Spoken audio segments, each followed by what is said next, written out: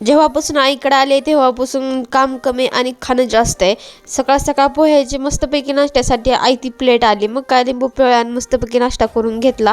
आणि ही गोष्ट ना माझ्यासोबतच नाही तर प्रत्येक स्त्रीसोबत होत असते जी की नांदायला गेलेली आहे बरं का. सुद्धा काम असलं तरी काम करू देत नाही बरं का आई. आणि कसं असतं, काम जरी असलं तरी आईला वाटतं की 2 दिवस आपल्या घरी लेकरू आले तर ते आनंदात राहावं आणि त्याला आराम भेटावा, कारण सासरी तर कामं असतात. तेव्हा आल्यापासून माऊची वाट बघत होता खेळण्यासाठी, पण ती काय घरीच नव्हती, स्कूलला वगैरे जाते. मग ती काय आली नंतर तेव्हा तिच्यासोबत खेळण्यात मग झाला.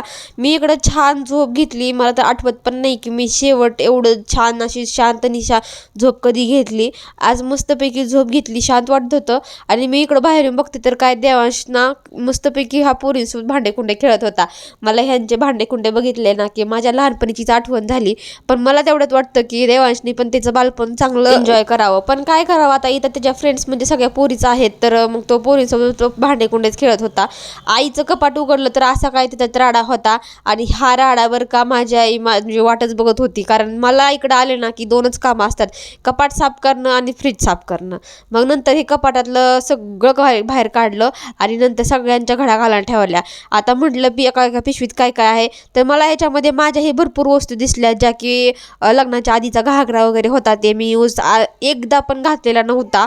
पण तो व्यवस्थित ठेवणं होतंच, कारण एक आठवणच असते नाही का.